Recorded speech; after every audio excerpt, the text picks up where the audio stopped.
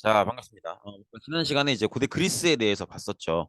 고대 그리스 그 중에서도 이제 아테네 민주정을 조금 더 집중적으로 봤었죠. 그래서 핵심적인 단어들은 기억을 하셔야 돼요. 솔론의 금권저, 그다음에 클레스테네스의 500인 협의회, 도편추방제, 페리클레스의 수당제, 뭐 시민권 제한법 이런 것들을 꼭 기억해 주시고, 그다음에 아테네 민주정의 기본적인 운영 원리들, 그죠? 뭐 공직은 추첨으로 운영을 한다든지, 폴리스 아테네에 중요한 결정 사항이 있으면 아고라에서 민회를 소집해서 결정을 한다든지, 그리고 외국인 노예, 여자에게는 시민권이 없다든지 이런 내용들, 핵심적인 내용들 기억해 주시고 그다음에 그 앞전에 우리 그리스가 다시 발전하기 이전에 암흑의 시대였을 때 페니키아의 알파벳 또 헤브라이의 유대교 이런 것들도 꼭 기억을 해 주시기 바랍니다.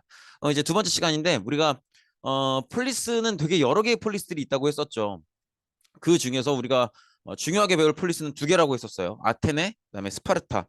그 중에 우리가 아테네를 이미 봤죠. 아테네 민주정의 발전을 봤고요. 이번에는 스파르타를 볼 텐데 아테네랑 스파르타를 배우는 이유는 일단 이 둘이 가장 강하기 때문이고 두 번째로는 이 둘이 서로 국가를 운영하는 방식이 너무 서로 다르기 때문에 비교해서 보기에 좋다고 했었죠. 아테네는 굉장히 민주주의적인 민주정의 방식을 택했잖아요. 평민의 권리를 인정하고. 그러면 이거랑 다르고 비교가 많이 된다는 건 스파르타는 아테네와 많은 차이가 있다라는 거겠죠. 그럼 천천히 스파르타를 한번 보도록 합시다. 일단 늘 말씀드리다시피 유럽 역사를 배울 때는 이렇게 지도를 먼저 보여드릴 거고요. 이제 스파르타의 역사를 한번 볼 텐데 스파르타의 가장 중요한 특징은 기본적으로 나와 있는 것처럼 소수의 이주민들이 다수의 원주민을 정복한 그런 형태의 폴리스라는 거예요. 원래 이 스파르타 지역에 살고 있던 사람들을 메세니아인이라고 불렀었어요. 뭐 이렇게 거기까지 기억하실 필요는 없지만 어쨌든 메세니아인들이라고 불렀었는데 이 메세니아인들을 이주민들이 와서 정복을 한 거죠. 근데 우리가 이런 구조를 처음 보는 게 아니에요. 우리 인더스 문명 할 때도 원래 드라비다인들이 있었는데 그걸 아리아인들이 들어와서 정복을 한 그런 상황이었죠. 그래서 아리아인들은 늘 어쨌든 원주민들이 인구가 더 많으니까 정복을 한 뒤에도 스트레스를 받을 수밖에 없었고 이 스트레스를 극복하기 위해서 철저한 신분제를 적용했었잖아요. 카스트 제도라고 하는. 그래서 가장 높은 신분의 브라만, 그다음에 크샤트리아, 뭐 바이샤, 수드라 이렇게 있는 스파르타도 거의 마찬가지라고 보시면 돼요. 소수의 이주민들이 더 강한 무기를 들고 있었기 때문에 다수의 원주민들, 더 많은 숫자의 원주민들을 정복해내긴 했지만 어쨌든 원주민들이 머릿수가 더 많기 때문에 언제든지 원주민들이 반란을 일으킬 수가 있고 원주민들이 제대로 마음 먹고 반란을 일으키면 감당하기가 쉽지 않을 수 있다라는 스트레스를 늘 받고 있었던 거죠. 그래서 스파르타는 이 문제를 어떻게 해결했냐면 신분제도 철저하게 적용을 했고요. 그리고 국가를 폐쇄적으로 운영을 했어요. 그래서 원래 스파르타는 이제 워낙 농토가 넓은 그런 지형이기도 하지만 그래서 일부러 더 농업을 발전시켜요. 그러니까 원래도 농사를 짓기에 좋은 지형이기도 하지만 국가를 더 폐쇄적으로 운영하기 위해서 더 농업을 발전시키는 거예요. 즉 이 얘기는 무슨 얘기냐면 상업은 의도적으로 발전을 못하게 막는다는 거죠. 왜 이렇게 하냐면 상업이 발전하면 다른 폴리스들과도 교류를 할 거 아니에요. 다른 폴리스들은 마치 아테네처럼 민주적으로 운영되는 폴리스들이 많단 말이에요. 그러면 스파르타 안에 있는 사람들은 상업을 발전시키면 다른 폴리스들이랑 교류하다가 야, 너네는 어떻게 지내? 이렇게 물어볼 수 있고 그럼 다른 폴리스들이 민주적으로 운영되고 있다는 걸 알 수 있겠죠. 그러면 돌아와서 왜 우리나라는 왜 이렇게 폐쇄적으로 운영하는 거지? 왜 이렇게 신분제를 철저하게 운영하는 거지? 이런 생각을 가질 수가 있다는 거죠. 그렇기 때문에 상업을 발전시키지 않아요. 다른 나라와의 교류를 못하도록 하기 위해서. 그러니까 다른 나라가 민주적으로 운영되는 걸 경험하거나 알지 못하게 하기 위해서 일부러 국가를 폐쇄적으로 운영하고 상업을 이제 발전하지 못하게 하고 농업만 거의 발전을 시킨다는 거죠. 그래서 이렇게 보시면 되겠고. 그리고 이 정복당한 사람들, 피정복민들을 효과적으로 다스리기 위해서 이 사람들을 효과적으로 다스리려면 어떻게 해야 되겠어요? 이주해온 자신들이 정복당한 이주민들보다 훨씬 강하다라는 걸 계속 보여줘야겠죠. 그러려면 실제로 자신들이 강해야 돼요. 그렇기 때문에 국가에 대한 어떤 절대적인 충성, 복종 이런 것들을 강요하면서 엄격한 군사 교육을 실시하는 거예요. 그래서 이주민 본인들이 엄청난 군사 교육을 소화해요. 그래서 이주민 혼자서 원주민 두세 명을 상대할 수 있을 정도의 그런 군사 교육을 매번 실시하는 모습을 보이죠. 그렇게 보시면 되겠고 스파르타의 국가 운영상의 특징, 굉장히 폐쇄적으로 운영이 됐었고 그렇기 때문에 농업이 더욱 발전했었고 그다음에 군사 교육을 굉장히 철저하게 시켜서 원주민보다 압도적으로 강하다는 걸 계속 인식시켜 줬었다는 거를 꼭 생각을 해 주시면 되겠습니다. 그리고 이제 그리스가 우리 앞전에 배웠던 페르시아 있죠. 그리스 세계가 페르시아랑 거대한 전쟁을 겪게 돼요. 그 과정을 좀 배우게 될 텐데, 어, 왜 전쟁을 하게 되냐면, 사실 이 전쟁은 왜 전쟁이 벌어졌는가는 그렇게 중요하진 않아요. 하지만 그래도 말씀을 드리면, 그리스의 폴리스였던 몇 개의 도시 국가들이 페르시아의 식민지가 돼요. 페르시아의 식민지가 되는데, 페르시아의 식민지가 된 상태에서 이 그리스 도시 국가들이 페르시아에 저항을 합니다. 그리고 그리스는 우리 지난 시간에 배웠지만 우리 다 같은 그리스인이라는 공동체 의식이 있잖아요. 그래서 이 페르시아에 저항하는 그리스 도시 국가들을 다른 그리스 도시 국가들이 지원해 줘요. 그러면서 전쟁이 시작되는 거거든요. 근데 어쨌든 페르시아가 공격을 해 오니까 그리스 세계는 그리스인들이 아닌 다른 외부 세력이 공격을 해오는 거니까 그리스 세계가 다 같이 힘을 합쳐서 여기에 대응을 해야 된다라고 해서 당시에 가장 강했던 폴리스 중에 하나였던 아테네를 중심으로 델로스 동맹이라는 걸 결성해서 대응을 하게 됩니다. 요거 반드시 꼭 명칭을 기억해 두셔야 돼요. 그래서 그리스 세계가 다 같이 힘을 합쳐서 아테네를 중심으로 델로스 동맹을 결성해서 페르시아 전체에 대응을 하게 됩니다. 그러니까 그리스 세계의 모든 폴리스들이 힘을 합쳐서 페르시아를 맞서 싸우는 거죠. 그리고 그 중심에 그 반장 역할로 아테네가 나서는 거고 이 동맹을 우리는 델로스 동맹이라고 부르는 거예요. 근데 우리 기억나려나? 그 아테네 민주정을 발전시켰던 정치인 중에 왜 장군 출신이라는 투구 쓰는 사람이 있었죠. 그 사람 이름 기억나요, 혹시? 그 사람이 페리클레스였죠. 이 페리클레스가 페르시아 전쟁에서 아테네군을 지휘하게 됩니다. 그래서 사실은 페르시아 전쟁에서 활약을 했기 때문에 인기를 얻어서 이제 아테네의 정치인이 된 거죠. 어쨌든 페르시아를 맞서 싸우게 되고요. 1차 침입은 마라톤 전투에서 그리스가 승리를 하게 됩니다. 이 마라톤 전투가 우리가 알고 있는 그 스포츠 오랫동안 달리는 42.195km 달리는 그 마라톤 스포츠의 기원이에요. 이 마라톤 전투에서 승리했다는 소식을 빨리 본부에 알려야 되는데 당시에는 이제 방법이 없으니까 병사 하나가 이렇게 죽을똥살똥 뛰었다고 하죠. 본부까지. 그래서 전투 지역에서 본부까지 거리가 한 42.195km 된다고 해요. 그래서 고 병사의 어떤 노력을 기려서 그 스포츠가 남은 거죠. 어쨌든 이렇게 마라톤 전투에서 그리스가 승리를 하게 되고요. 그리고 지금은 아닌데 한동안은 이 페르시아가 지금의 이란이라 그랬잖아요. 이란은 마라톤 전투에서 본인들이 패배했었던 역사가 있잖아요. 그렇기 때문에 올림픽 마라톤 종목에 한동안은 나가지 않았었어요. 그래서 그런 부분들도 좀 특이하죠. 어쨌든 그리고 2차 침입 때는 살라미스 해전, 미칼레 전투 이런 데서 그리스가 이기게 되면서 결국 그리스는 많은 고생을 하지만 페르시아를 막아내는데 성공하게 됩니다. 근데 우리가 여기서 요걸 주목해야 돼요. 살라미스 해전. 요거 꼭 기억하셔야 돼요. 살라미스 해전이요. 너무 중요해요. 일단은 여기가 이제 마라톤 전투가 벌어진 지역이고요. 요 까만색 동그라미 있는 여기가 마라톤 전투가 벌어진 지역이고 여기가 살라미스 해전이 벌어진 지역인데 음, 살라미스 해전의 핵심적인 특징은 뭐냐면 그 전투가 벌어진 지역이 살라미스 해전이라 그랬잖아요. 그럼 어디겠어요? 바다란 말이에요. 이해되시겠죠? 바다에서 벌어진 전투예요. 바다에서 전투가 벌어지면 뭘 타고 싸워야 돼요? 배를 타고 싸워야 될 거 아니에요. 근데 지금처럼 막 배에 모터가 달려 있는 게 아니잖아요. 그럼 배가 뭘로 나아가? 두 가지죠. 바람이 불면 바람을 도추로 받아서 나아가거나 아니면 누군가 노를 저어야 된단 말이에요. 이게 중요한 특징이에요. 잘 보세요. 바다 위에서 해전이 벌어져요. 배를 타고 싸운단 말이야. 그러면 싸우기 위해서 무조건 뭐가 필요해? 노를 젓는 병사가 필요해요. 그걸 노병이라고 해요.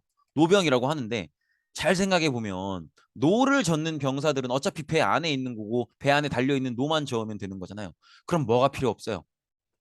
무장이 필요 없어요. 근데 그리스에서 전쟁이 벌어지면 나가서 싸우는 건 누구예요? 우리 기억나요? 중장 보병이었잖아. 그죠? 중장 보병들이 나가서 맞서 싸우잖아요. 그러니까 중장 보병들의 가장 큰 특징은 뭐야? 내가 쓸 무기를 내가 내 돈 주고 산다는 거죠. 그래서 중장 보병들이 내가 내 돈 주고 산 무기로 내 목숨 바쳐서 지킨 나라기 때문에 나는 이 나라의 주인이다. 이런 생각을 해서 민주주의가 성장한 거 아니에요. 그런데 중장 보병이 되려면 뭐가 있어야 돼요? 나가 싸우는 것도 중요하지만 나가 싸울 수 있게 무기를 사야 될 거 아니에요. 그러면 돈이 있어야 돼. 그래서 처음에 아테네 민주정 발전할 때도 솔론이 금권정을 했던 거죠. 중장보병이 될 만큼의 자기 무기를 살 만큼의 돈은 있어야 된다고. 이해되시겠죠? 그런데 살라미스 해전은 그리스 세계 전체를 페르시아한테서 지켜낼 만큼 중요한 전쟁인데 이 전쟁에는 해전이니까 반드시 노병이 필요해요. 이제 좀 느낌이 오세요? 이 노병이 반드시 필요한데 이 노병들이 이 전쟁의 주역인데 이 사람들은 그냥 노만 저으면 되니까 무장이 필요 없단 말이에요. 즉 이 얘기는 무슨 얘기냐면 돈이 필요가 없어요. 그러니까 돈이 없는 가난한 사람들도 노병이 되어서 살라미스 대전에 참전했다는 거죠. 그럼 하층 시민들은 살라미스 대전이 끝나고 나서 그리고 페르시아가 물러가고 나서 이렇게 얘기할 수 있는 거예요. 우리가 돈은 없지만 우리는 무장하지 못했지만 우리도 군인으로서 전쟁에 참여해서 페르시아를 막아냈고 아테네와 그리스를 지켜냈다. 우리가 돈은 없지만 무장은 못했지만 그래 우리가 중장보병이 아니라고 할 수는 있다. 그러나 우리가 살라미스 대전에서 우리 덕에 이긴 거 아니라고 말할 수 있느냐. 우리가 없었으면 어떻게 살라미스 대전을 막을 수 있었겠느냐. 그러면 우리는 나라를 지킨 사람이 아니냐 이렇게 얘기하는 거예요. 즉 살라미스 대전에서 나라를 지킬 수 있었던 건 우리가 비록 무장은 안 했지만 돈은 없지만 노를 저었기 때문이고 그렇기 때문에 우리도 나라를 지킨 사람들이라는 거예요. 우리도 나라를 지킨 사람들이니까 우리한테도 뭐를 달라는 거예요? 중장보병처럼 참정권, 정치에 참여할 수 있는 권리를 달라는 거죠. 이제 여기서 여러분들이 누가 떠올라야 되냐면 이 사람이 떠올라야 돼요. 페리클레스. 잘 생각해 보세요. 이제 느낌이 오시죠? 기억 나실 거예요. 페리클레스의 업적이 뭐였어요? 두 가지였잖아. 수당제, 시민권 제한법. 수당제의 특징은 뭐예요? 정치적으로 법적으로 정치에 참여할 권리가 있어도 돈이 없어서 참석을 못하는 사람들한테 수당을 줘서 돈이 없더라도 수당을 받아서 정치에 참여할 수 있도록 오늘 하루 일을 하지 않더라도 정치에 참여할 수 있도록 돈을 주는 게 수당제. 그걸 했던 게 페리클레스였잖아요. 페리클레스가 왜 이 제도를 할 수밖에 없었는지가 이제 보이시죠? 살라미스 대전을 거치면서 돈 없는 하층 시민들이 우리도 정치에 참여할 수 있게 해달라라는 요구를 했었고 실제로 이 사람들이 활약을 해서 살라미스 대전을 이긴 게 맞기 때문에 당시의 정치인인 페리클레스는 이 하층 시민들의 요구를 안 들어줄 수가 없는 거예요. 그러니까 하층 시민들이 정치에 참여할 수 있도록 수당제를 실시할 수밖에 없게 되는 거죠. 살라미스 대전은 굉장히 중요합니다. 살라미스 대전 때문에 하층 시민들이 정치에 참여할 수 있게 해달라고 요구할 수 있게 됐고 페리클레스는 그 요구를 들어서 수당제를 실시해야 됐던 거죠. 근데 이게 또 하나의 문제를 낳아요. 페르시아 전쟁 이후에도 어쨌든 페르시아 전쟁을 이기긴 했지만 아테네 페리클레스 얘기는 뭐냐면 이런 얘기를 해요. 음, 결국에는 지금은 일단은 우리가 페르시아를 막아냈지만 페르시아는 굉장히 분노하고 있을 거고 언젠간 또다시 페르시아가 쳐들어올지도 모른다. 이런 얘기를 해요. 그러면 페르시아가 다음번에 또 침략해 올지도 모른다는 거에 대한 대비를 해야 된다는 거죠. 그래서 이 대비를 하기 위해서 군사적인 부분은 군대는 우리 아테네가 준비할 테니까 나머지 동맹에 가입해 있는 국가들은 돈을 내라. 연회비를 내라. 1년에 한 번씩 돈을 내라. 이런 얘기를 해요. 그래서 페르시아가 반드시 다시 침략해 올 테니까 군대는 우리가 준비할 테니까 그 군대에 들어가는 비용을 감당할 수 있도록 이 동맹에 가입한 다른 폴리스들이 돈을 내라. 이런 얘기를 하는 거죠. 그래서 이렇게 연회비로 받은 돈을 원래 약속대로면 군대를 준비하는 데 써야 되잖아요. 그런데 이 돈을 어디다 쓰냐면 자기가 했었던 수당제 실시하는데 이 돈을 쓰는 거예요. 그러면 아테네 안에서 페리클레스는 인기가 올라가겠죠. 사람들한테 수당을 주니까. 근데 주변에 다른 폴리스들이 볼 때는 이건 사기죠. 이거는 거짓말이란 말이에요. 우리 다른 폴리스들한테는 페르시아가 또 쳐들어올지도 모르니까 군대를 준비하겠다. 그 비용을 도와달라라는 명분으로 연회비를 내게 했으면서 실제로는 그 연회비를 군대 준비하는 게 아니라 아테네 시민들 수당 주는 데 쓰고 있단 말이에요. 그러니까 다른 폴리스들이 불만이 커질 수밖에 없죠. 근데 다른 폴리스들이 불만이 있어도 말을 잘 못했어요. 왜냐면 실제로 아테네가 세니까. 그래서 아테네한테 말을 잘 못하고 있다가 말을 할 수 있는 폴리스가 있죠. 아테네만큼 센 다른 폴리스. 스파르타가 얘기를 하는 거예요. 스파르타가 이 얘기를 하면서 스파르타한테 붙는 동맹 폴리스들이 생겨요. 그래서 스파르타가 중심이 돼서 펠로폰네소스 동맹이라는 걸 체결하게 되고 이 스파르타를 중심으로 아테네를 공격을 하게 됩니다. 그래서 스파르타와 아테네 사이에 전쟁이 벌어지게 되는 거죠. 이게 펠로폰네소스 전쟁이에요. 펠로폰네소스 전쟁이 벌어지는데 이 전쟁에서 누가 이길까요? 당연히 엄격한 군사 교육을 받는 스파르타가 이기게 됩니다. 스파르타의 군사력은 사실 진짜 엄청난 거예요. 그러니까 왜 우리 그 요즘에 뭐 UFC 정찬성 선수, 막 김동현 선수 이런 선수들 방송에 나오잖아요. 스파르타는 한 명 한 명이 다 그런 사람들이라고 보시면 돼요. 그러니까 한 명 한 명의 군사들의 병사들의 전투력이 너무 뛰어나니까 아테네가 이기기가 힘들죠. 그래서 이렇게 스파르타가 펠로폰네소스 전쟁에서 이기게 되는데 아테네가 그동안 사실상 그리스 세계를 델로스 동맹을 맺으면서 거의 지배해 왔단 말이에요. 그런데 스파르타가 아테네를 물리쳤으니까 이제는 스파르타가 그리스 세계를 지배하는 거예요. 그래서 이런 식으로 스파르타가 아테네를 펠로폰네소스 전쟁에서 이기게 됩니다. 스파르타가 이기게 되면서 스파르타가 잠시 동안 그리스 전역을 지배하게 되는데 스파르타 스타일 아시죠? 굉장히 폐쇄적이고 막 신분제 강하고 뭐 이렇게 농업만 해야 되고 군사 교육시키고 이런 식으로 그리스를 다 지배하면 그리스의 폴리스들이 스파르타를 좋아하겠어요? 좋아할 리가 없겠죠. 그러니까 스파르타의 지배는 오래 가지 못해요. 다른 폴리스들의 불만이 커지고 끝내는 테베라는 폴리스가 저항을 하면서 스파르타의 지배는 무너지게 됩니다. 이때부터는 스파르타의 지배가 무너지고 난 뒤로는 그리스 세계가 서로 막 치고받고 싸우기 시작해요. 그래서 서로 치고받고 싸우면서 서로 지치고 그리스 세계 전반이 약해지는 모습을 보이죠. 그래서 스파르타가 무너지고 난 뒤에 그리스는요, 그냥 쉽게 얘기하면 개판이라고 보시면 돼요. 서로가 서로 치고받고 싸우고가 반복되는, 서로가 계속 싸우니까 계속 약해지는. 그래서 이 기회를 노려서 마케도니아라는 나라의 필립 왕이 그리스 세계 전체를 정복하게 돼요. 근데 여기서 알아두셔야 되는 게, 마케도니아는 일반 그리스 폴리스 도시 국가들보다는 좀 규모가 큰 나라예요. 규모가 큰 나라인데 마케도니아도 이 나라 이름이지 결국 그리스인이에요. 얘들도 그리스인이라는 걸 꼭 생각을 해 두셔야 됩니다. 그래서 마케도니아의 필립 왕이 이때 이렇게 그리스의 폴리스들이 다 약해져 있는 틈을 타서 그리스 전체를 정복하게 된다. 이렇게 보시면 되겠죠. 그래서 이 마케도니아가 그리스 세계를 공격해서 그리스 세계 전체를 정복하게 됐다. 이렇게 보시면 되겠죠. 이제 그리스의 문화를 좀 볼 텐데, 그리스는 우리가 그 이 그리스 시작할 때 표지 사진으로 요거 봤었던 거 기억나시죠? 이거 보시면 다 이렇게, 사실은 이게 그리스 올림푸스 신들이다 이렇게 설명을 들으니까 신인가 보다 하지, 사실은 그냥 보면 다 사람들 같잖아요. 꼬맹이도 있고 뭐 이렇게 그냥 사람들 같은데, 이렇게 신도 사람처럼 표현할 정도로 그리스는 굉장히 인간 자체에 관심이 많고 인간을 중심으로 하는 문화가 발달해 있어요. 그래서 신들도 아마 그리스 로마 신화 보신 분들은 아실 거예요. 이 올림푸스 신앙이라는 것 자체가 그리스 로마 신화의 그 신들이거든요. 근데 원래 그리스 로마 신화 읽어보시면 뭐 만화로 된 것도 보시고 했을 텐데, 보시면 이 신들이 인간보다 죽지 않고 영원히 살고 그다음에 몇 가지 특별한 능력이 있을 뿐인 거지 완벽하지 않죠. 인성적으로 굉장히 모두가 존경할 만한 인성을 갖고 있다거나 그렇지 않잖아요. 왜 그리스 로마 신화 올림푸스 신들 중에서 제일 센 게 제우스죠. 근데 제우스 보면은 막 자기 능력을 이용해서 뭐 자기가 마음에 드는 여자 있으면 아내가 있음에도 불구하고 아무나 데려다 이렇게 막 연애를 시작하고 바람을 피고 이런 모습들을 보이잖아요. 그다음에 이 그리스 로마 신화에 등장하는 신들도 인간처럼 똑같이 분노하고 삐지고 막 이러잖아요. 누군가를 사랑하고.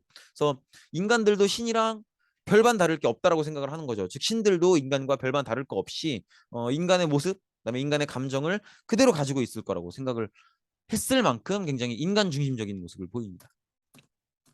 그래서 요것도 마찬가지예요. 요것도 이제 아테나 여신이에요. 전쟁의 신 아테나 여신인데, 사실은 이렇게 아테나 여신이라고 누가 얘기를 해주니까 알지. 그냥 보면 그냥 무기를 들고 있는 여자 같잖아요. 그냥 사람처럼 보이잖아요.